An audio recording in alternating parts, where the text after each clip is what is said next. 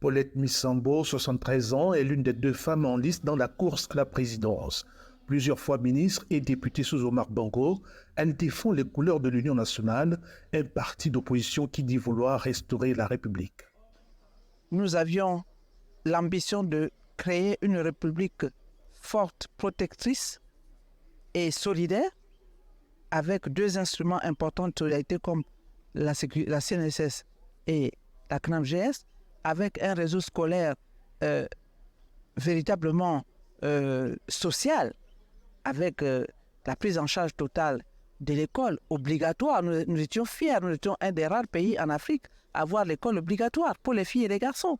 Et aujourd'hui, cette école est en faillite.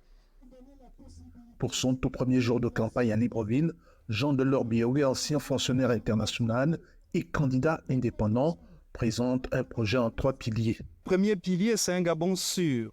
Garantir aux Gabonais la possibilité de vivre en sécurité dans leur pays. Le deuxième aspect, c'est la prospérité. Donc d'autres pays doivent être autosuffisants de manière alimentaire et la renationalisation de certaines entreprises qui jadis étaient des entreprises d'État et la création de 4 nouvelles entreprises dans 4 secteurs stratégiques de notre pays pour redonner à notre pays la souveraineté sur ces matières premières.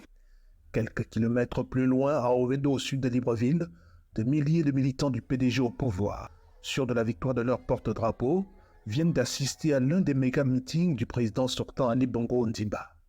Ali Bongo Ondimba nous l'a encore une fois montré qu'il avait de grandes ambitions pour le Gabon. Le processus étant enclenché, cela ne pourrait souffrir aucune contestation sur la qualité et la vivacité de l'homme. La modification de la loi électorale a presque ravi la vedette à toutes les promesses de campagne. L'une de ces dispositions prévoit l'élection à la fois du président de la République et du député. Un bulletin unique vu par l'opposition comme une entrave au libre choix des électeurs. Cette dernière réforme conforte les partisans du boycott. Nous appelons tout le monde à être unanime, à refuser de participer à ces élections mascarades. Les élections générales du Gabon convoquent plus de 800 000 Gabonais en âge de voter aux urnes le 26 août prochain. Ismaël Oganzé pour VO Afrique, Libreville.